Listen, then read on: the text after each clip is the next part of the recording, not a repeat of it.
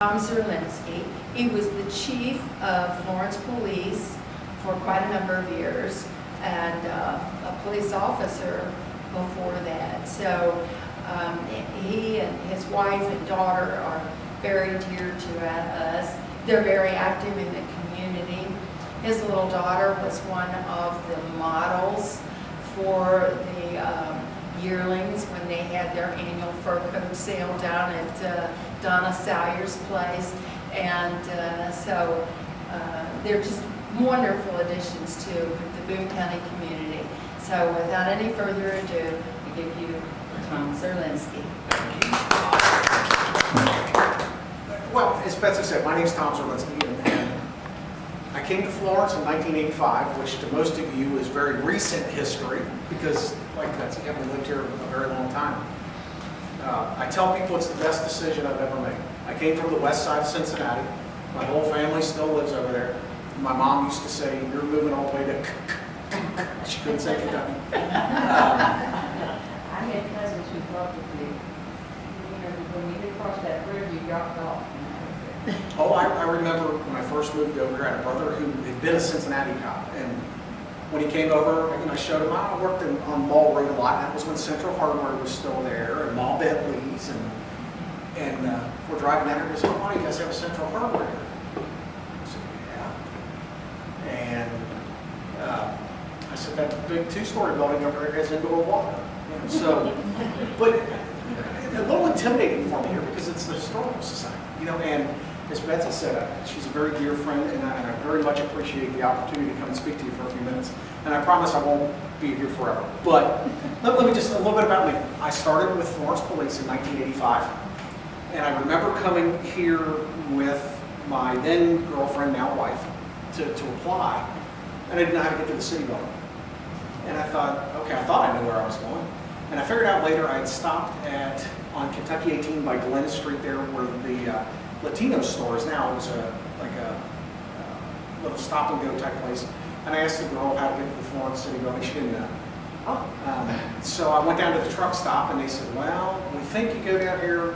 And I wound up following a cruiser, and I followed him back and I got to the right place. And like I said, very fortunate for me because it's been one of the best decisions I've made. Prior to that, I had worked as a Hamilton County Deputy Sheriff over at the old workhouse in Cincinnati, if you remember that old building going north on the interstate. Prior to that, I was a firefighter and paramedic with old Mac Green Township Fire Department. So coming here was a blessing for me. When I started here, many of you will remember Chief Charlie Cowan was the chief, and just a wonderful man. Did a great job in how he improved the city and the department. After Chief Cowan retired, we had Chief Paul Buellerman come in. Paul was a retired Cincinnati police captain. When Paul retired, Tom Kaufman took over as the chief. Tom had also come to us from Cincinnati. He was an assistant chief when they hired him in 1981, and then became chief. And then when Tom retired, I became chief. My total, I spent about 8 years as the chief and about 6 years as the assistant chief, so I was off the road for a while. But the police department started in 1958. Believe it or not, that's the first ordinance establishing a police department. And in 2008, we had a 50-year anniversary for the police department, so we don't know that. I know Betsy does because she helped us do a lot of work trying to discover the history.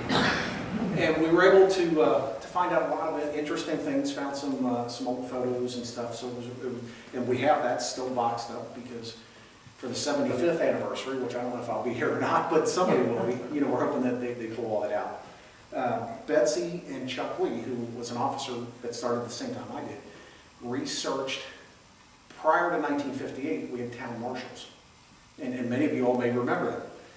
There was one who became a very good friend, Hatton Reeves, who passed away a couple years ago. Hatton was just a wonderful person. Betsy and Chuck researched all of the town marshals all the way back to the late 1800s, and then the police chiefs prior to me. And the current chief, John McDermott, is only the 7th chief of the department. So young department, but a very good department. And I do appreciate the chance to come here and brag about the police department. because I do. I really do. The city's a great city, and the police department's part of that. 1985, when I started, the population was right about 16,000. Right now, we're about 30,000, so we've almost doubled in that amount of time. And the county has obviously grown tremendously over that same period of time. Go back to 1985. US 42, remember, was 2 lanes from Ackerman out from the old Reeves service station. That was still there. Hopeful Road, not Hopeful Church. Remember, Hopeful Road was 2 lanes. There was no Weaver Road. Remember that? The old race track that was down off of that area back there. Pleasant Valley Road. There wasn't anything past Pleasant Valley Road. No subdivisions like there are now. I mean, there were farms and stuff like that. Turfway Road, 2-lane road. Houston Road, which had just been finished not long before I started. 2-lane road. And remember what was over there? You had the hospital, the track, and remember the farm at the corner of Turfway and Minerva? Remember Minerva Drive? Betsy, I looked at you because I know you. Was that Easton Minerva. That was the little road that ran parallel to what is the interstate now, where the park and ride was, the tank park and ride there. There was a road there called Minerva Drive. On Turfway, Off of Turfway. that's right. And I'm drawing a blank on the name. It was the family, the farm. Was it Scott family? The Foltzes? Foltzes. The Foltz family farm there. And then there was the interstate ramp wasn't, the exit ramp wasn't there yet. Right. When you look at the interstate, it still had the grass median, because the cruisers would cut that grass median. There was no Mount Zion Road exit. Right. It had that crossable median. And when you look back to that time, you know, Betsy and I talked one other time, looking at crime, which is what the police department does, it was very localized. And when I say that to people, they're like, what do you mean? As we drove around the city, and the officers that were obviously older than me, they would point out, oh, there goes Joe. He's good for a burglary now and then. There goes Rick, he's good for the theft from a car. And I'm not saying that to be mean, that was the intelligence that we had at the time. If a burglary, and when I say a burglary, it's like breaking into a building, happened, you know, we still don't have many of them today, but when we have, you could usually find someone in the neighborhood who knew who did that. And you would go and talk to that person, and eventually that's how they were solved. Robberies were the same way. Robberies where you go in and use force to steal. And rarely did we have robberies that weren't solved, and it was usually somebody very local. Maybe on occasion somebody from Ellesmere or Langer, but usually they were right here in our own backyard. And when you think about it, we did have that rare homicide, which is still very rare today in this city. But go back, Western Auto robbery, murder, if you remember that from Dixie Highway. And that was before my time, but obviously it was still, the court cases were still going on in 1985 when I started here. Joseph Paul Franklin, remember him? The racist serial killer. You know, he was actually apprehended here in Florence. And now, not the better part of the history, but he was brought to the Florence Police Department. And he was, if you remember the old city building, and the police department offices there in the front, he was taken in those offices in the front to be interviewed. And the officer, not with our department, another department, was supposed to be interviewing, stepped out for a second, he went out the window and escaped. Once again, before my time, but you know, hey, there's good history and bad history, it's all history. There was a homicide at the Travel Lodge up behind Arby's. And I'm thinking that was like the late 80s, maybe 1990, where the clerk was killed on New Year's Day. And what we think was a robbery. And that to this day is still not a solved case.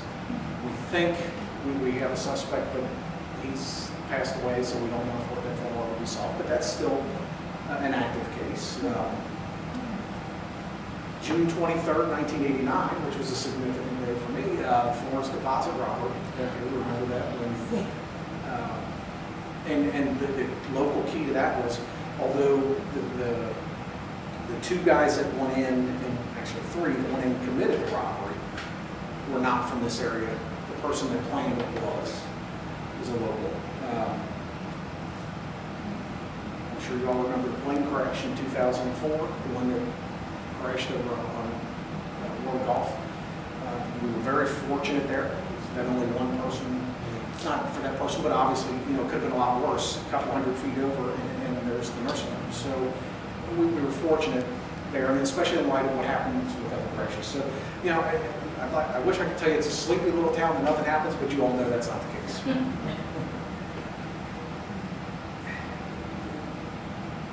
In that time with Florence, when I started in 1985, I think we had 31 officers when I started. There's now 61. So the size of the department's doubled.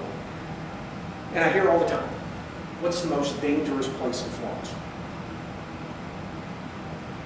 And it's Still the mall. no. You drive on it every day, probably. The interstate. The interstate is probably the most, not probably, it is. What's interesting is in the time in 1985, when I started till leading in April 1st of this year, we're still 1 to 4 fatal accidents every year. And there might be an occasion where we have 5. There was one year, a couple years ago, where we had none, and that's unusual. But most of those now occur on the interstate. Prior to the interstate becoming more widened, Hopeful Church Road was, or Hopeful Road was a bad road. Pleasant Valley Road was a bad road, so you would see some there. But that's an interesting part. But the number of accidents on the interstate has obviously gone up over the years as it gets busier, and the injuries that occur from it. But fatal accidents, we still have a pretty good handle on trying to keep those as minimal as possible. All right, now let's switch to today, 2013, and what's crime like today? I told you back in 1985 it was real localized. Well, that's swung, the pendulum swung the opposite way. Do we still have local people committing crimes? Yeah, we do. But it is so transitory now, it's unbelievable.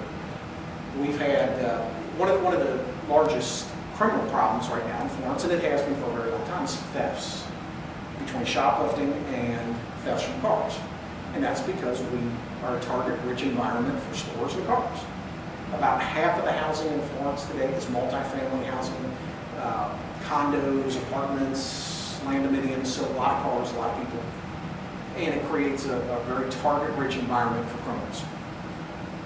We, in the last couple of years, we've arrested groups that would come out of Columbus, Ohio, where they would just make the rounds, and then they might hit Florence one night, they might hit Butler County the next night, and the next night they might be in Dayton. We had a group that came out of eastern Kentucky that came in and hit us one night, and we were able to make some arrests. That's not unusual.